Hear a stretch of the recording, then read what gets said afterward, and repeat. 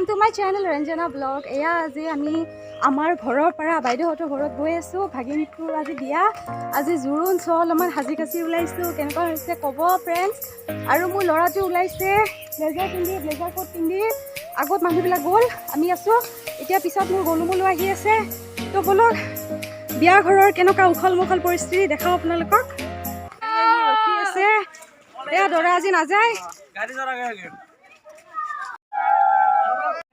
ভাগিন জোৱাই আমাৰ দেখিছে পুৰা একেবাৰে কেমেৰামেন হৈ আছে, ফটো উঠাই আছে।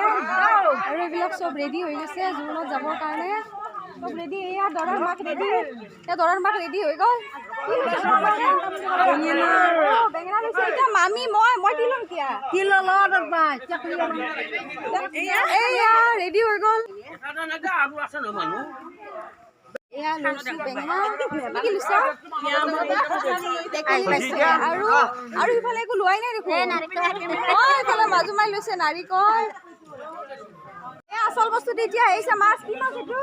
ভোকা মাছ নেকি? বম ডাঙৰ মুখখন ভোকা মাছৰ। তো বলক তাতে গৈ আপোনালোকক ভালকে দেখাই আছো।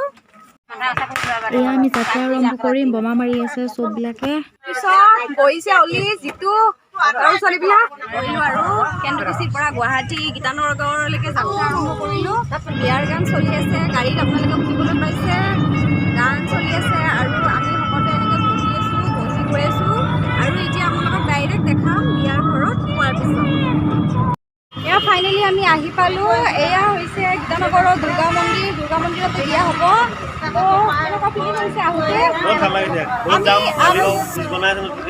আমি মালিগাঁও হৈ আহিলোঁ ন, তো বহুত জাম পালোঁ। এইবিলাক আহিছে চব। আমি নামিলোঁ এতিয়া গাড়ীৰ পৰা। এতিয়া অকণমান বিয়াৰ ঘৰত গৈ দেখাই আছোঁ আপোনালোকক।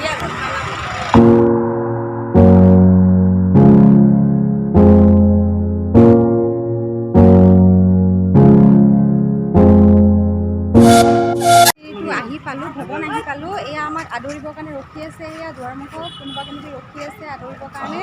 গামোচাখন ল'ম।